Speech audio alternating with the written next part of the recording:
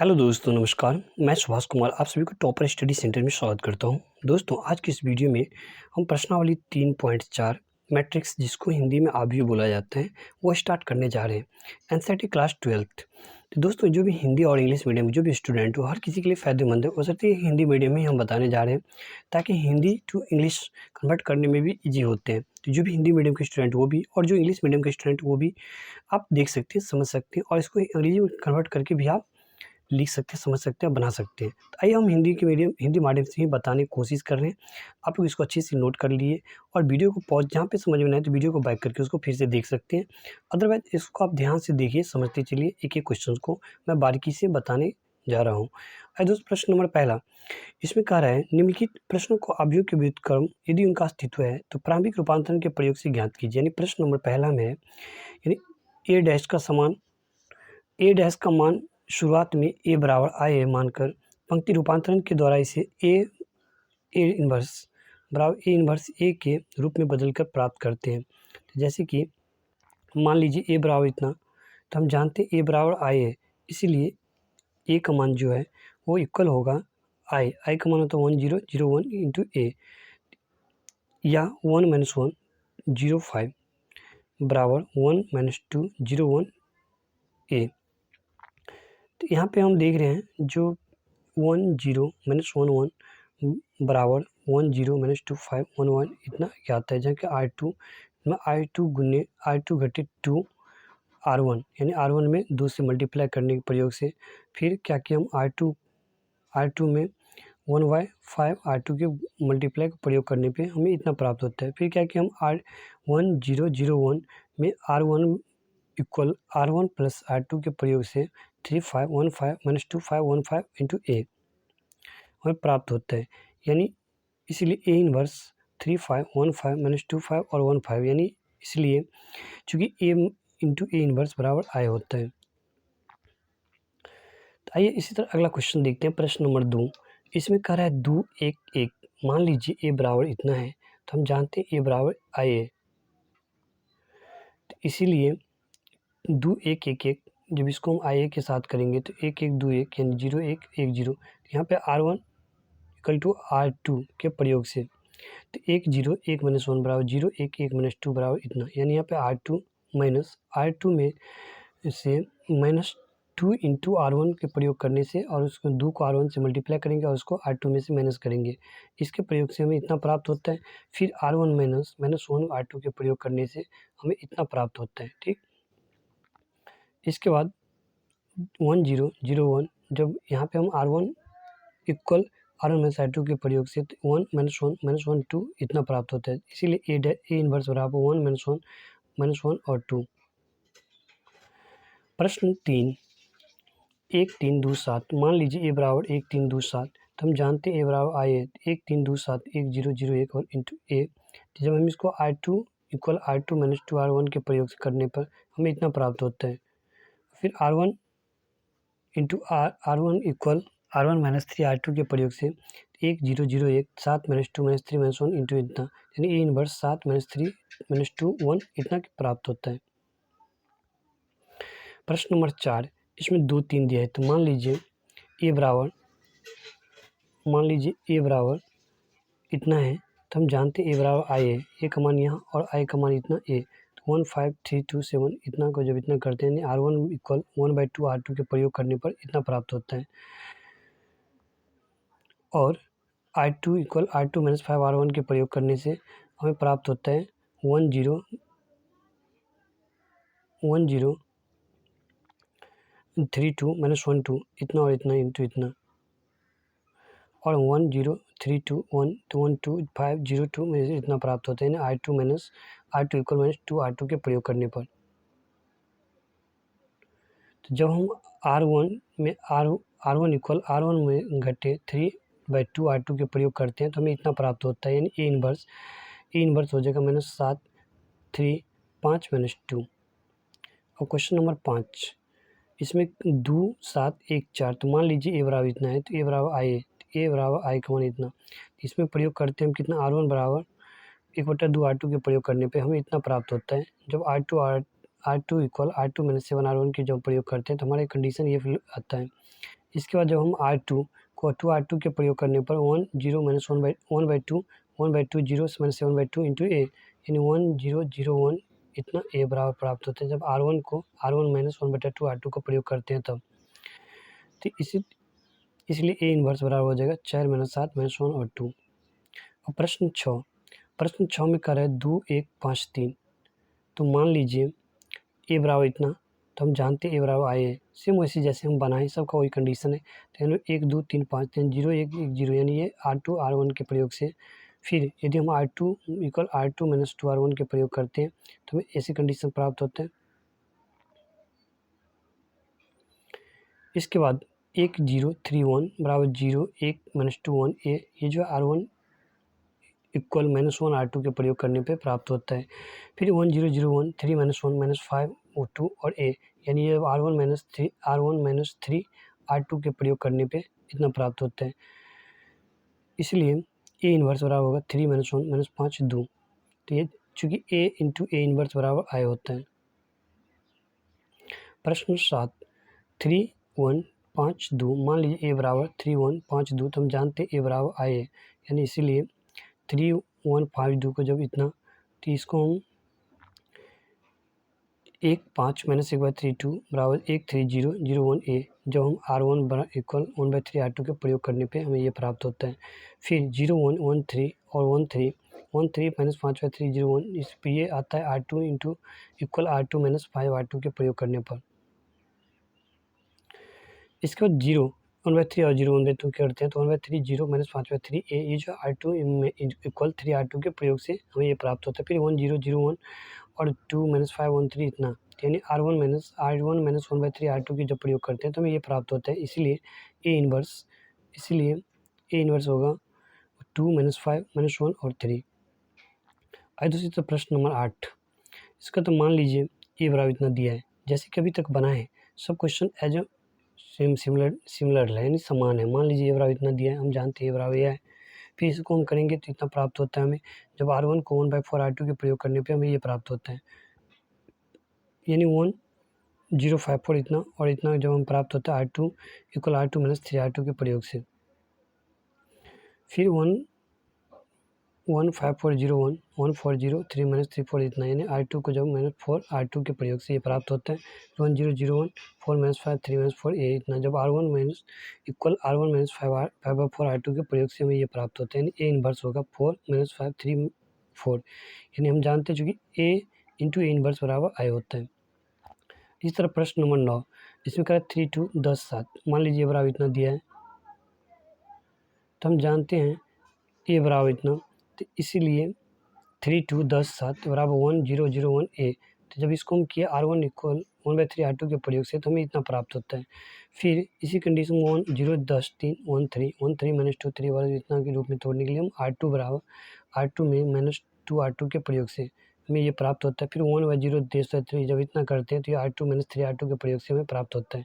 फिर 1 0 0 1 जब 7 माइनस 2 10/3 ए, यानी R1 equal R1 minus 10/3 R2 के प्रयोग से, यानी इसीलिए ए इन्वर्स 7 माइनस 2 माइनस 10 3, यानी चूँकि ए इंटू ए इन्वर्स बराबर आई। अब प्रश्न 10 3 माइनस 4 माइनस 1 2, मान लीजिए ए बराबर इतना दिया तो हम जानते हैं इक्वल आई है, इसीलिए 3 4 माइनस 1/2 इक्वल 1 0 0 1 इंटू ए। तो 1 माइनस 4 माइनस 1/3 2 माइनस 1 3 0 0 1 ए।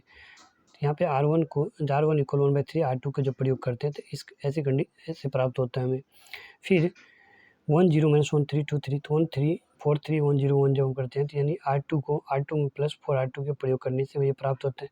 फिर 1 0 माइनस 1/3 इसको हम जब करते हैं तो 1 3 2 0 3 2 और ए, ये जो है R2 इक्वल 3/2 R2 के प्रयोग करने से प्राप्त होता है।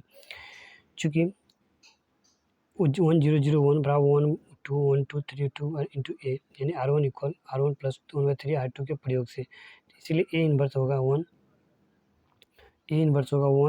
2 और 1 2 3 2। अब चलते हैं क्वेश्चन नंबर 11। इसमें कह रहा है 2 1 माइनस 6 2, तो मान लीजिए ए बराबर इतना दिया है, तो हम जानते हैं ए बराबर आई ए होता है। तो सेम ऐसे जैसे कंडीशन फ्लो के R1 इक्वल R2 के बराबर होगा तब इसका ऐसे प्राप्त होता है। फिर R2 बराबर R2 माइनस 2 R2 के प्रयोग करते हैं तो हमें ऐसे प्राप्त होता है 1 0 माइनस 2 2 0 1 और 1 माइनस 2 ए। फिर R2 equal into minus 1/2 R2 के प्रयोग करते हैं तो हमें ये प्राप्त होता है। फिर R1 into R1 plus 2 R2 के प्रयोग से हमें ऐसे प्राप्त होता है। यानी इसलिए ए इन्वर्स बराबर होगा -1 माइनस 1/2 3 1। प्रश्न 12 6 माइनस 2 माइनस 3 1। तो मान लीजिए ए बराबर इतना, तो हम जानते हैं ए बराबर आई है, तो इसीलिए 6 माइनस 3 माइनस 2 1 तो बराबर 1 0 0 1 इंटू ए। यानी 1 जब इसका कंडीशन इतना बराबर आता है तो R1 इक्वल 1/6 R1 के प्रयोग करने पर तो प्राप्त होता है 1 0 माइनस 1/2 0 इक्वल 1 6 0 माइनस 1 3 1 इंटू ए। तो R1 into equal R1 plus 2 R2 के जब प्रयोग करते हैं तो ये प्राप्त। इस प्रकार हम देख सकते हैं कि बाएं पक्ष में अवशिष्ट अवयव के द्वितीय पंक्ति के सभी अवयव शून्य, अतः ए इन्वर्स स्थापित नहीं हो सकता। प्रश्न 13 इतना, तो मान लीजिए बराबर इतना, तो हम जानते हैं बराबर आई है। सेम ऐसी कंडीशन, तो इसको इस फॉर्म में लाने के लिए ए इंटू R1 इक्वल 1/2 R2 के जो प्रयोग करते हैं तो ऐसी कंडीशन आता है। फिर इसको हम क्या करेंगे R2 में R2 प्लस R1 करते हैं तो हमें ये प्राप्त होता है 1 0 माइनस 3 2 1 2 इक्वल 1 2 1 2 0 1 इंटू इतना, यानी 1 0 माइनस 3/2 इतना 1/2 1 0 1 इतना प्राप्त होता है, जो कि R2 में 2 R2 के प्रयोग करने पर। फिर जब हम R1 में R1 प्लस 3 R2 के प्रयोग करते हैं तो हमें ये प्राप्त होता है, यानी ए इंटू ए इन्वर्स बराबर हुआ आई, तो इसलिए आई ए इन्वर्स बराबर होगा 2 3 1 2। इस तरह प्रश्न 14 में कह रहे हैं 2 4 1 2। मान लीजिए बराबर इतना दिए थे बराबर आई है, तो 2 4 1 2 1 0 0 1 बराबर ए इतना, एक 1/2 इतना के रूप में प्राप्त होता है, जहाँ पे R1 बराबर यदि हम 1/2 R1 के प्रयोग से तो हमें ये प्राप्त होता है। जब हम R2 माइनस 4 R1 के प्रयोग करते हैं तो हमें ये प्राप्त होता है। इस प्रकार हम देख सकते हैं कि बाया पक्ष में अवयव की द्वितीय पंक्ति के सभी अवयव शून्य, अतः ए इन्वर्स स्थायी नहीं हो सकता। और प्रश्न 15, यहाँ पे ये मैट्रिक्स दिया हुआ है, तो हल करने पे ए बराबर इतना, तो हम जानते हैं ए बराबर आई है, ए बराबर आई है, तो यहाँ ए का मान और आई ए का मान यहाँ पे रख दिए। तो यहाँ पे R1 equal R1 plus R2 में से R3 को प्रयोग घटाने के बाद ये कंडीशन प्रयोग करते हैं तो हमें ऐसे प्राप्त होता है। फिर R2 equal R2 minus 2 R1 तथा R3 बराबर R3 माइनस 3 R1 के प्रयोग करने पे हमें ये प्राप्त होता है। और ये प्राप्त करने के लिए 1 0 0 1 माइनस 5 0 1 4 माइनस 10 5 1 माइनस 3 2 1 3 2 इतना इंटू ए, यानी ये जो R2 इक्वल R3 के प्रयोग करने से, और जब हम 1 0 0 जब इसी कंडीशन हमें लाने के लिए R2 इक्वल जब हम प्रयोग करते हैं -1/5 R2 तथा R3 इक्वल -1/5 R3 के प्रयोग करते हैं तो हमें ये कंडीशन प्राप्त होती है। आगे जैसे 1 0 0 1 तो 1 1 0 और यहाँ पे -3 5, और ये कंडीशन जो है जब R2 में हम R2 माइनस 3 R2 2 R3 करते हैं तथा R1 में R1 माइनस 4 R3 के प्रयोग करने पे हमें ये प्राप्त होता है। जब 1 0 जब इसमें हम क्या करते हैं R1 में से R2 को घटाने पर हमें ऐसा प्राप्त होता है। फिर I3 बराबर -1/5 कॉमन ले लेते हैं तो हमें बचता है इतना और टू ए, इसीलिए ए इन्वर्स बराबर 1 -1/5 2 0 -3 इतना, चूँकि ए इंटू ए इन्वर्स बराबर आई, इसलिए इतना प्राप्त होता है। प्रश्न नंबर 16, इसमें दिया है इतना, यानी मान लीजिए ए बराबर इतना, तो हम जानते हैं ए बराबर आई ए, इसीलिए आई ए और आई ए, यानी इसको जब हम किए तो R2 में R2 प्लस 3 R1 कर दिए तथा R3 में R3 माइनस 2 R1 के प्रयोग करने पर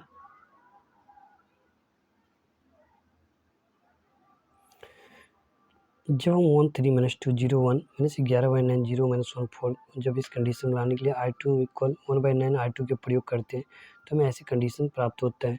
यानी जब R3 में R3 प्लस R2 के प्रयोग करने पे हमें इस तरह से प्राप्त होता है, जैसे कि इसको और इतना इंटू इतना, जब R3 में 9/25 R3 के प्रयोग करने पे हमें इतना प्राप्त होता है। यानी फिर 1 3 0 0 1 1 0 1 0 0 1 जब इस कंडीशन में लाते हैं तो R2 equal R2 plus 11/9 R3 तथा R1 बराबर R1 प्लस 2 R3 का जब हम प्रयोग करते हैं तो हमें ये कंडीशन देखने को मिलता है।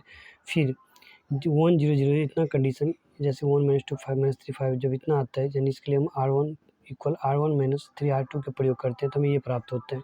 इसी तरह तो A इन्वर्स बराबर इतना निकलता है, जहाँ पे 1/25 यदि हम कॉमन लेते हैं तो 25 माइनस 10 माइनस इतना प्राप्त होता है, यानी चूँकि A इंटू ए इन्वर्स बराबर I होता है। अब प्रश्न 17, इसमें कह रहा है 2 0 S 1 5 1 1 0 यानी 0 1 3, तो हल कीजिए। A बराबर इतना दिया तो A बराबर I है। सेम वही कंडीशन हम फॉलो करेंगे, जिसमें इतना प्राप्त होता है। जब R1 इक्वल 1/2 R1 के प्रयोग करते हैं तो हमें ऐसी कंडीशन प्राप्त होता है। फिर 1 0 0 0 इतना, फिर इतना करते हैं 1/2 माइनस 5/2 0 1 0 1 0 0 0 0 इतना, यानी R2 में जब R2 माइनस 5 R2 के प्रयोग करते हैं तो हमें ये प्राप्त होता है। यानी 1 0 माइनस 1/2 0 1 5/2 0 0 1/2, यानी इसको जब इतना प्राप्त करने के लिए हमें R3 में से R2 का जब हम प्रयोग करते हैं, उसको माइनस करते हैं तो हमें ये प्राप्त होती है। फिर 1 0 0 इतना, जब ये कंडीशन के लिए हमें 1/2 माइनस 5/2 5 0 1 माइनस 2 0 0 2 A, यानी R3 में से जब 2 R3 का प्रयोग करते हैं तो हमें ये प्राप्त होता है। यानी 1 0 0, यानी ये I बराबर, यानी इतना मान लीजिए 3 माइनस 15 5 1 माइनस 1 6 माइनस 2 1 5 माइनस 2 बराबर A, यानी R2 में से जब हम R2 माइनस 5 R2 R3 तथा R1 बराबर R1 प्लस 1/2 R3 का प्रयोग करते हैं तो हमें ये प्राप्त होता है। आगे जैसे कि इन्वर्स, इसलिए A इन्वर्स बराबर होगा 3 माइनस 15 5 माइनस 1 6 माइनस 2 1 माइनस 5 2, यानी A इंटू A इन्वर्स बराबर I होता है। निम्नलिखित प्रश्न से उत्तर का चयन कीजिए। 18 में अवयव A तथा B एक दूसरे के व्युत्क्रम होंगे केवल यदि AB बराबर BA, AB बराबर BA बराबर 0, तो AB बराबर 0 तो BA बराबर I, तो AB बराबर BA बराबर I। तो यहाँ पे क्या D हम जानते हैं, क्योंकि D इसका आंसर होगा।